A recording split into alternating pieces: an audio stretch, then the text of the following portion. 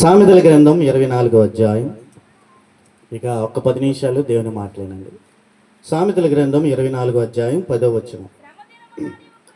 శ్రమ దినమున నీవు కృంగిన ఎడల నీవు చేతగాని వాడు వగుదువు. చావునకై పట్టబడిన వారిని నీవు తప్పించుము. నాశనమందు పడుటకు జోగుచున్న వారిని నీవు రక్షింపవా. చాలు చాలు.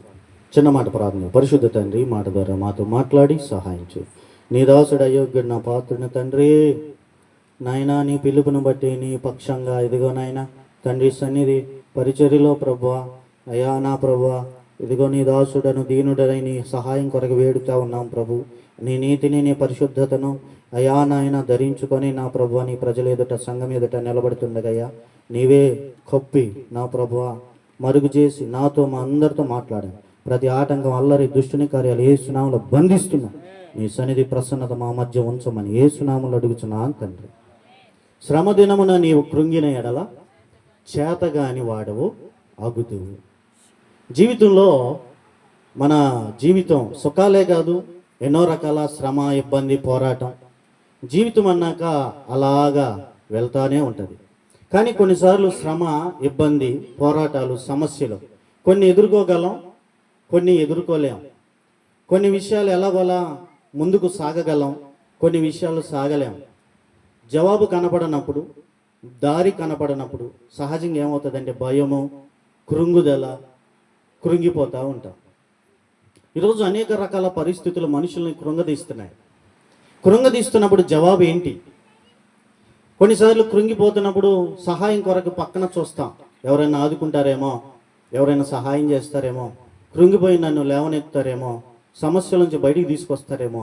ఆ సహాయం కూడా కనబడకపోతే మరింత కృంగిపోయి డిప్రెషన్లోకి వెళ్ళిపోతాం. మీకు ఈ విషయం, సిద్ధార్థ అనే ఆయన బెంగళూరులో, సిద్ధార్థ ఆయన కాఫీ డే అనే టీ సంస్థను స్థాపించాడు. కాఫీ డే, ఇప్పుడు టీ టైం ఎలాగుంది అలాగా కాఫీ డే అనే ఒక హోటల్ని ప్రారంభించాడు. చిన్నతనం నుండి మరి చదువు అవ్వలేదు. 10వ తరగతి చదివిన తర్వాత వాళ్ళ తల్లిదండ్రులు బాగా డబ్బులు ఉన్నవాళ్ళు, కాఫీ చెట్లు ఉన్నవాళ్ళు అనమాట. బాగా తోటలు ఎక్కువ ఉన్నాయి, డబ్బులు చాలా ఉన్నాయి. చదువు అవ్వలేదు కాబట్టి వాళ్ళ అమ్మ నాన్నాడు, అమ్మ 10 లక్షలు ఇస్తే నేను బొంబాయి వెళ్ళి బిజినెస్ చేస్తానన్నాడు. వాళ్ళ అమ్మాలకి నమ్మకం ఏంటో తెలుసా? ఖచ్చితంగా ఈ డబ్బులు పోగొట్టుకుంటాడు, తర్వాత దిక్కు తోచుకొస్తాడు. ఇక్కడ ఇన్ని ఉంటే చూసుకోకుండా, ఈ చెట్లు ఇవన్నీ మన పొలాలు చూసుకోకుండా ఎక్కడికో వెళ్ళి బిజినెస్ చేస్తాను అంటున్నాడు ఏంటా అని సరే ఇచ్చారు. ఇస్తే ఆ డబ్బులు తీసుకొని వెళ్ళాడండి. పాడు చేసుకోవాలా, సంపన్నుడైన ఆ డబ్బులతో బిజినెస్ చేశాడు. ఆ కాఫీ డే అనే దాన్ని డెవలప్ చేశాడు. టీల్లో రకరకాల టీలు ఉన్నాయి. ఇప్పుడు మనకు తెలిసిన టీలు చెప్పండి, మాట్లాడండి. అల్లం టీ, లెమన్ టీ, ఇప్పుడు ఏందేందో టీలు వస్తున్నాయండి. గ్రీన్ టీ, అదిగో బాదం టీ, ఇవన్నీ తాగారా ఏంటి ఏమండి? ఇవన్నీ ఈ టీలన్నీ రకరకాలుగా ఆయన ఏర్పాటు చేసి రకరకాలుగా మరి జనాల్లోకి తీసుకెళ్ళటం వల్ల బాగా అభివృద్ధి చెందింది. ఒక్క బ్రాంచ్ కాదు, ఎన్నో రకాలుగా అతడు అభివృద్ధి పరిచాడు. చిన్న వయసులోనే గొప్ప స్థాయికి వెళ్ళాడు.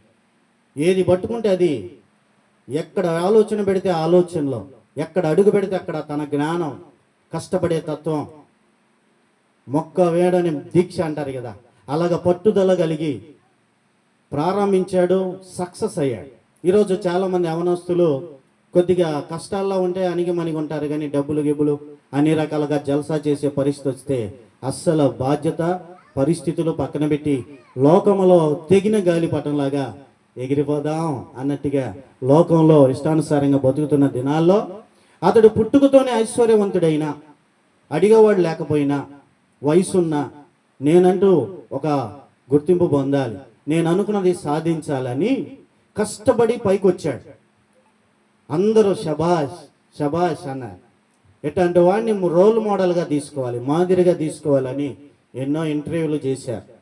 ఆయన దగ్గరికి వెళ్ళి వచ్చి చెప్పేవాళ్ళు, అయ్యా ఇంత చిన్న వయసులో మరి ఇంత డెవలప్ అయ్యావు, ఎలాగా కారణం అంటే చెప్తా వచ్చాడు. కష్టపడ్డానని, ప్రయాసపడ్డానని, అందరు ఇష్టానుసారంగా బతుకుతుంటే నేను మాత్రం అవన్నీ పక్కన పెట్టి నా బిజినెస్ మీద మనసు పెట్టాను అని చెప్పుకుంటా వచ్చాడు. చెప్పుకుంటా యవనస్తులు కూడా ఎలా బ్రతకాలి, ఎలా ఉంటే అని ఎంతోమంది యవనస్తులకు ఉద్యోగాలు కూడా కల్పించాడు. చూస్తా ఉండగా అది అభివృద్ధి చెందాడు. కానీ ఒక రోజున ఏమైందండి, అనుకోకుండా అన్నీ లాస్ వచ్చేసింది. ఒకదాని తర్వాత ఒకటి మొత్తం లాస్ అయిపోయింది. లాస్ అయిపోయి నష్టాలకు వెళ్ళిపోయాడు. నష్టాలకు వెళ్ళిపోగానే ఏం చేయాలో అర్థం కాల. ఆలోచించుకున్నాడు, ఏం చేసినా దాన్ని మళ్ళీ డెవలప్ చేయలేడు.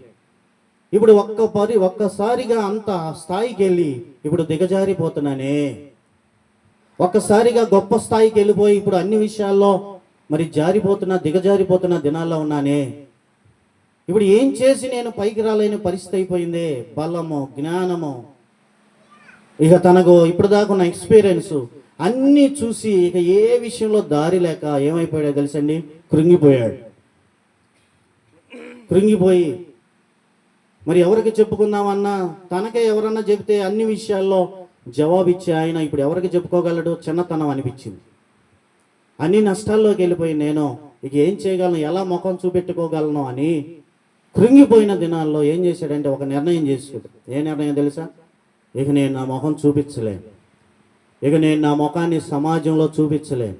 ఇప్పుడు ఒకప్పుడు ఇంత స్థాయిలోకి ఉన్నవాడు ఇప్పుడు ఇట్లా దిగజారిపోయాడని అవమానంగా మాట్లాడుతుంటే నేను భరించలేను, ఈ ఓటమి నేను తట్టుకోలేను. ఇప్పుడు దాకా జయాలు చూశాను, ఇప్పుడు ఈ ఓటమి నేను భరించలేను అని ఏం చేశాడంటే చెన్నై, మద్రాసు వెళ్ళి అక్కడ ఒక నదిలో దూకి ఆత్మహత్య చేసుకున్నాడు. చనిపోయాడు. చనిపోవడానికి కారణం ఏంటంటే కృంగుదల. నేను ఎంత కష్టపడి పైకి వచ్చాను, ఎన్ని రకాలుగా ప్రయాసపడితే నేను ఈ స్థాయికి వచ్చాను, అన్ని రకాలుగా డెవలప్ అయ్యి ఇప్పుడు పర్లేదు అనుకునే సమయానికి అన్ని రకాలుగా పోయింది, లాస్ అయిపోయా, నష్టపడిపోయా. మరి ఈ పరిస్థితిలో నేను ఎలాగ ఈ ఓటమిని సహించగలనని కృంగిపోయి ఆ కృంగుదలలో ఏం చేశాడంటే తన్ను తానే నాశనం చేసుకుని తన్ను తానే కృంగిపోయి తన్ను తానే చంపుకున్నాడు. అసలు వాస్తవానికి ఆయన చనిపోవాల్సిన పరిస్థితి లేదు. ఆయన అప్పులు ఎన్నున్నా తల్లిదండ్రుల ఆస్తి సగం అమ్మితే అప్పులన్నీ పోతాయి. కానీ ఆ ఆలోచన కూడా రాలా. కనీసం భార్యకు కూడా చెప్పకుండా ఈ శ్రమను ఎదుర్కోలేక ఏం చేయాలో అర్థం కాక వెళ్ళిపోయి తను తాను నాశనం అంటే తను తానే చంపుకున్నాడు. ఈరోజు ఎందుకు ఈ విషయాలు చెప్తున్నా అంటే ఈ లోకములో మన జీవితాల్లో శ్రమ, సమస్యలు, పోరాటాలు కొన్నిసార్లు కృంగుదలకు తీసుకొస్తాయి. మనము చెప్పుకోలేని, లేకపోతే కొంతమంది మనల్ని ఆదరించలేని, విడిపించలేని పరిస్థితులు ఎదురైనప్పుడు ఇక ఏం చేస్తాం అని మనల్ని మనమే నాశనం చేసుకునే పరిస్థితికి శ్రమ దినమున నీవు కృంగిన ఎడల చేతగాని వాడివైపోతావు. ఇక మన వల్ల ఏది కాదు, జ్ఞానమున్నా, బలమున్నా, అందరూ ఆదుకునే వాళ్ళు ఉన్నా ఆ సమయంలో ఆ పరిస్థితిని బట్టి కృంగిపోయి ఇక చచ్చిపోవాలని నాశనం చేసుకుంటాకి మనిషి పరిగెడుతున్నాడు. అయితే ప్రియులారా ఈరోజు ఒక శుభవార్త ఏంటంటే మనుషులు ఆదుకునే వాళ్ళు లేకపోవచ్చు. కృంగుదల్లో ఉన్నావేమో ఈరోజు శ్రమను బట్టి, అప్పుల భారాన్ని బట్టి, కుటుంబంలో వస్తున్న బిడ్డల యొక్క శోధన బట్టి అర్థం చేసుకునేవారు లేక ఒంటరితనంతో నలిగిపోతూ ఏ పరిస్థితుల్లో బయటపడే దారి కానరాక కృంగిపోతున్న పరిస్థితులు వెళ్తున్నామేమో. కృంగిపోయి జవాబు ఎటో లేదు, నన్ను అర్థం చేసుకునేవారు లేరు, ఆదరించేవారు లేరు, ఇంత ప్రయాసపడుతున్నా నన్ను గుర్తించేవారు లేరు, ఇంత కష్టపడుతున్నామని వెన్నుతట్టి నన్ను ప్రోత్సహించేవారు లేరు, నువ్వు ఉండబట్టి కదా నా పరిస్థితులు ఎలా ఉన్నాయని కనీసం ఆదరించేవారు లేరు, అర్థం చేసుకునేవారు లేరు, పైపెచ్చు నిందించేవారు, గాయపరిచేవారు, నీ వల్ల ఇవి వస్తున్నాయని మాటికి కృంగదీస్తున్న మనుషుల మధ్య నేను ఎటెల్లాలో అర్థం కావట్లేదని ఈరోజు మనుషుల జీవితాలు తమ తామే నాశనం చేసుకుంటాకి డిప్రెషన్కి వెళ్ళిపోతున్నారు, కృంగుదల. అయితే శుభవార్త ఏంటంటే ఎటువంటి శ్రమలో అయినా మనల్ని ఆదరించగల దేవుడున్నాడు, ఆయన ప్రభు అయిన యేసుక్రీస్తు. స్తోత్రం, గట్టిగా హల్లెలూయా. ఎటువంటి శ్రమందైనా ఆదరణ నీకిత్తునని, ఎటువంటి శ్రమందైనా ఆదరణ నీకిచ్చునని